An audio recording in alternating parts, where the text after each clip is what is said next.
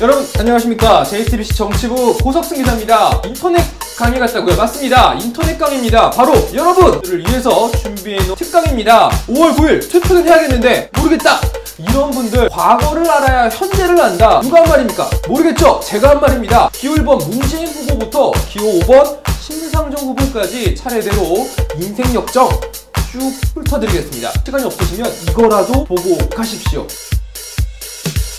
파트 1, 바로 기호 1번 문재인 후보부터 알아보겠습니다. 영화 국제시장을 보면 여기 운동장 아니다, 여가 운동장 아니다. 문재인 후보의 부모님 역시 그 흥남철수 때 남쪽으로 내려오게 됩니다. 그래서 자리를 잡은 곳이 바로 이 경남 거제를 거쳐서 부산.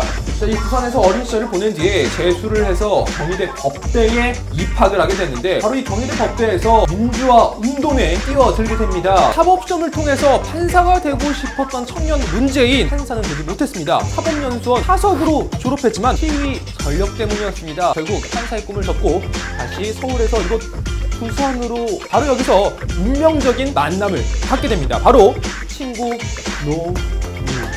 노무현과의 만남입니다. 합동법률사무소를 열게 되는데요. 당시 광고 전단 읽어보겠습니다. 억울한 일이 당하고도 법을 잘못 보거나 돈이 없어 예쁜 근로자분들을 돕고자 하니 어려운 일이 있으면 주저없이 상담 문의합니다. 이때에 따라서는 무료로 변론을 해주기도. 자, 이 부산 바닥에서 이렇게 인권 변호사로 이름을 날리던 두 사람, 정치권에서 가만두지 않았겠죠. 통일민주당 김영삼 총재가 이 두 사람을 스카우트하게 됩니다. 하지만 문재인 변호사는 부산에 그대로 남게 됩니다. 이 노무현 변호사 그 이후에 2002년 대통령 후보로 나서게 됩니다. 바로 이때 문재인 변호사에게 부산 선대위 선대위원장 자리를 제안합니다. 문재인 변호사가 바로 이 직을 수락하게 되면서 정치권으로 발을 딛게 됩니다. 이 이후의 이야기는 2편에서 더 자세히 들려드리겠습니다.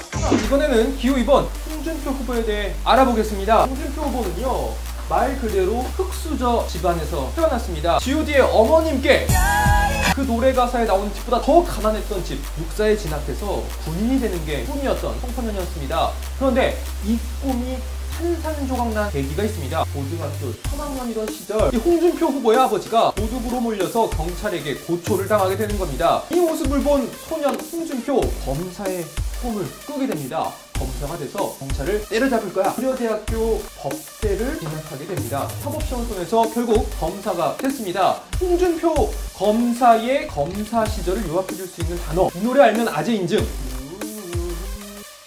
이 모래시계 모티브가 이 홍준표 검사를 모티브로 한 캐릭터입니다.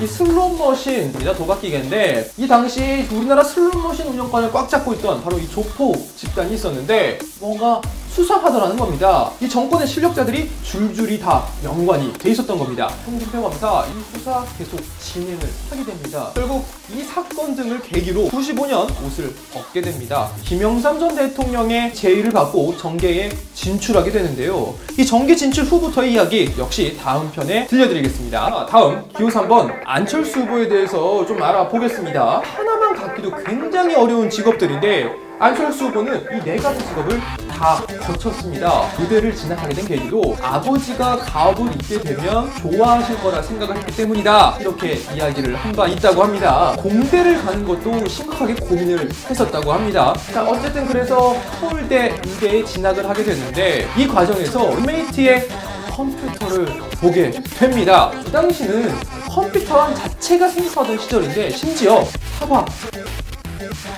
사과 브랜드의 컴퓨터, 그렇게 컴퓨터를 처음 접했던 청년 안철수, 자, 컴퓨터에 푹 빠지게 됩니다. 그게 바로 인생을 바꿔놓는 계기가 될 줄이야. 백신 공부, 컴퓨터 공부를 계속 하게 됩니다. 주경야독같이 그렇게 공부를 했던 건데, 결국 희대의 역작 백신을 만들게 됩니다. 이 시리즈 백신을 만들게 되면서 전국적인 인물이 됩니다. 이 백신을 바로 무료로 배포하기 시작한 겁니다. 안철수 연구소. 자, 이렇게 자신의 이름을 딴 기업을 세워서 백신 연구 활동을 지속한 안철수 후보.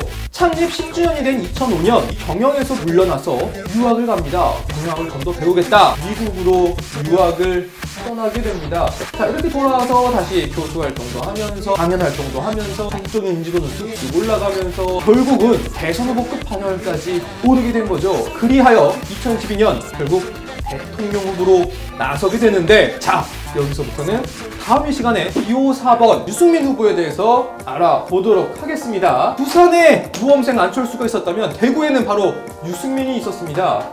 유승민 후보 하면 뭐가 떠오르나요? 여러분들 지금 그 떠올리는 그거는 나중이고, 우선 인간 유승민 좀 더 자세히 알아보도록 하겠습니다. 자, 유승민 후보 공부도 잘하는데 친구들과도 굉장히 잘 어울렸다고 합니다. 정말 요즘 말로 치면 뭐 엄친아가 따로 없습니다. 유승민 후보 당시에 얼마나 공부를 잘했냐면 대학 입학 예비고사를 전국 차석을 했고, 그 다음에 이 본고사에서는 전국 3등 서울대 경제학과에 입학을 하게 됩니다. 그 이후 쭉 경제학도의 길을 걷게 되는데, 대학 졸업 후에는 한국개발연구원에서 쭉 연구원 생활을 하다가 미국 위스콘신 대학, 발음도 힘들어. 자, 위스콘신 경제학으로 굉장히 유명한 학교인데, 이 위스콘신 대학에서 경제학 박사를 취득하고 다시 한국으로 돌아오게 됩니다. 그 이후에도 쭉 경제연구원 활동을 하게 되는 유승민. 90년대 초반 경제연구원으로서 파격적인 이야기를 하게 됩니다. 바로 90년대 초반이면 많은 사람들이 대우, 삼성, 현대 등등등 대기업이 우리나라 경제를 이끌어간다라고 여기고 있을 때입니다. 그런데 유승민 후보 그 당시에 재벌들의 폐해가 많다, 재벌들을 개혁해야 된다, 90년대 바로 이 당시부터 이야기를 꺼낸 겁니다. 그 이후 한나라당 당시 이회창 총재의 제안으로 정치권에 발을 담그게 됩니다. 심상정 후보, 이번 대선에 출마한 후보들 중에서 유일하게 여성 후보입니다. 서울대 역사교육과에 진학을 하게 됐는데, 처음부터 이런 인권, 노동, 민주화운동에 관심이 많았던 건 아니라고 합니다. 대학교 2학년 때 바로 이 전태일 열사의 형전을 읽게 되면서 심상정 학생 노동운동에 뛰어들게 됩니다. 자, 이 당시에는요, 이 대학생들이 공단에 위장취업을 해서 이 노조를 결성시키는 그런 활동을 하는 경우가 굉장히 많았습니다. 심상정 후보 역시 바로 구로공단에 위장 취업을 하게 됩니다. 구로공단은요, 우리나라 수출 전진기지였습니다. 수출품들을 요구해서 많은 것들을 생산을 했는데 노동자들의 인권은 형편없이 낮았습니다. 심상정 학생 바로 이 부분에 비극을 본 겁니다. 그래서 이 노조를 결성하고 구로동맹 파업을 주도하게 됩니다. 심상정 후보가 했던 말이 있습니다. 이들이 제대로 존중받는 것이 바로 민주화다. 동맹 파업을 주도하고 나니 경찰이 가만둘 수 없었겠죠. 무려 9년간의 수배 생활, 범죄 혐의만 해도 11개, 한국 현대사 여성 최장기 후배자가 된 셈입니다. 그런데도 불구하고 이렇게도 많은 노동운동을 그 사이사이 주도했습니다. 이 노동운동계의 데모 역할을 하게 된 거죠. 그 이후에도 노동운동에 집중했던 심상정, 2004년 민주노동당의 비례대표 공천을 받아서 국회에 입성하게 됩니다. 자, 이 이후의 이야기 마찬가지로 다음 이 시간에 계속 전해드리겠습니다. 자, 이렇게 5명의 후보들 정치 입문 전까지의 이야기 잠깐 해봤습니다. 여러분들 어떻게 보셨습니까? 저희는 이 정할몬 여러분들에게 이 최소한 이 5명이 어떤 사람인지는 알려드리고 싶어서 이걸 시작했는데, 혹시나 이걸 보면서 이거 특정 후보 편드는 거 아니야? 이거 특정 후보 너무 욕하는 거 아니야? 라고 생각하시면 안 됩니다. 저희는 절대 그런 의도 없습니다. 그렇다면 정치 입문 이후 어떤 인생을 살아왔는지 다음 이 시간에 더 자세하게 알려드리겠습니다. 안녕!